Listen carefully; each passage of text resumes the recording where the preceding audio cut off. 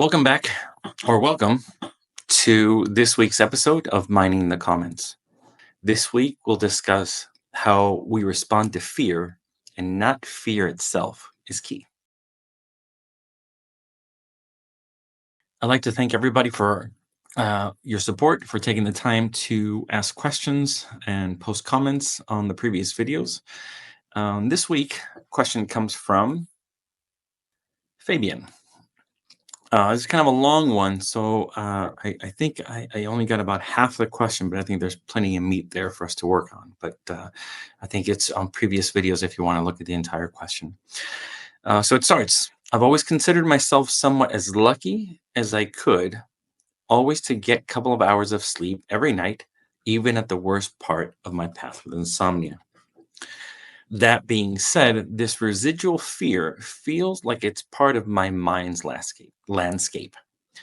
When I go to bed, I have my best nights, I'd still say that there's still some level of monitoring. Lately, I've been having somewhat of a speed bump, and I'd be lying saying I am completely fine with it. Obviously, it feels like going backwards. There's some judging. Should know better by now. Yep, that's judging. And also, not feeling refreshed after a poor night obviously takes you straight back to the worst period of it. I guess self kindness, letting go, trying not to control, acceptance are always great reminders. But I was wondering if you had any other practical tips in similar situation. So, I was reading this question. I thought about this story, and I hope I haven't mentioned it before because I'd hate to repeat myself. But I don't know, at least 10 years ago. I'm not the best at keeping track of time, but I'll say at least 10 years ago. No, it's longer than that. So we moved to Texas, and Texas has some pretty big bugs. Has some pretty gigantic spiders, and there's some really nasty stuff out there. Anyways, we moved.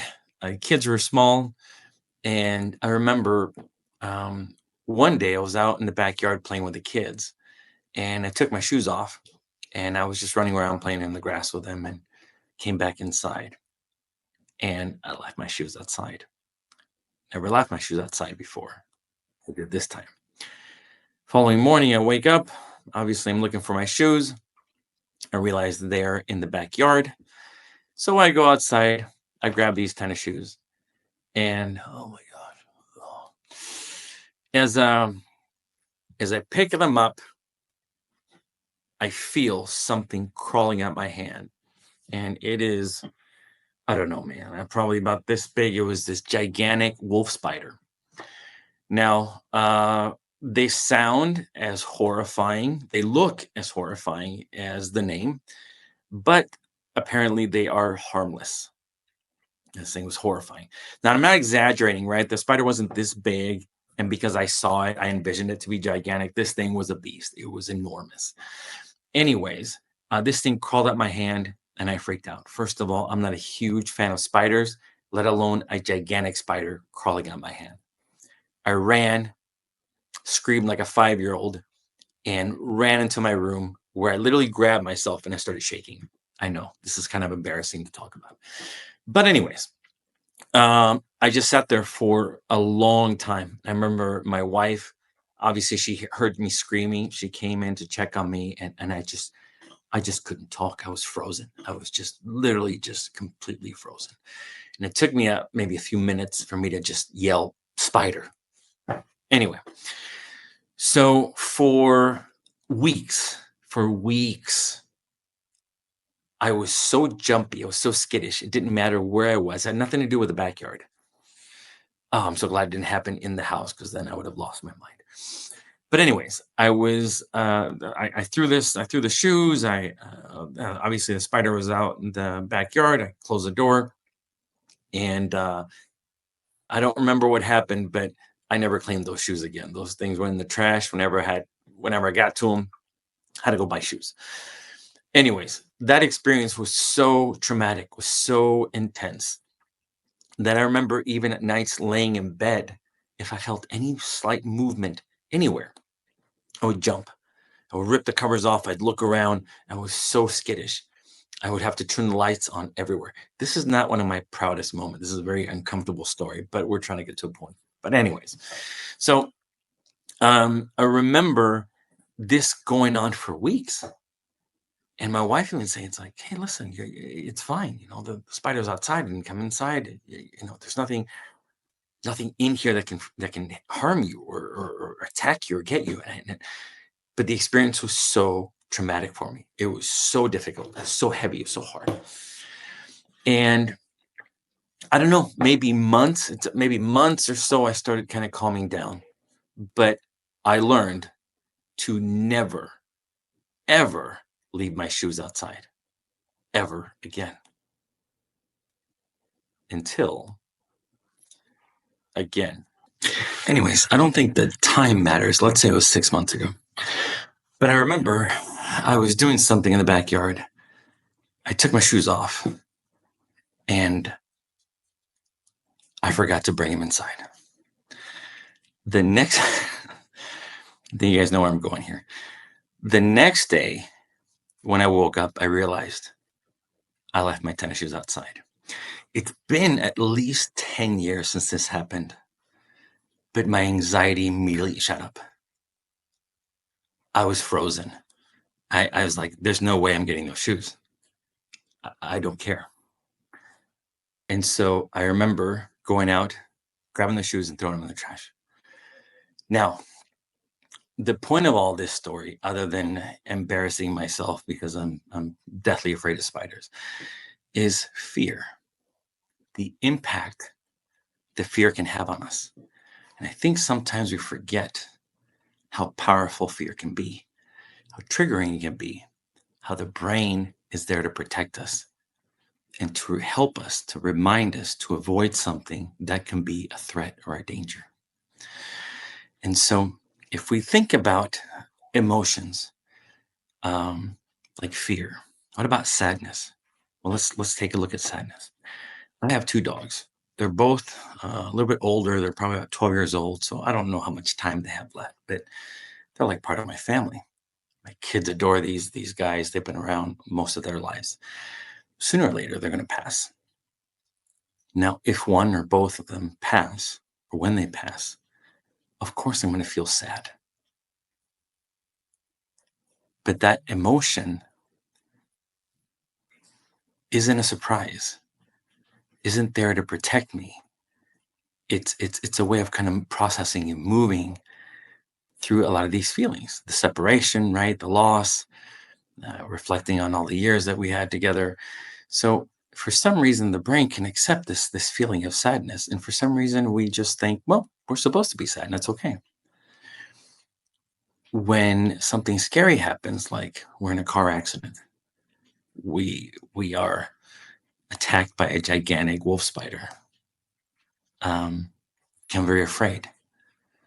And that feeling makes perfect sense to us. It's very normal for us to feel fear.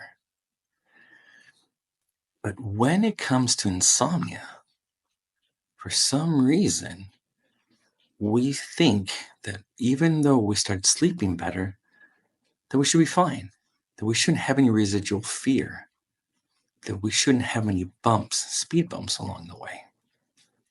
When in reality, it's the most logical, rational response.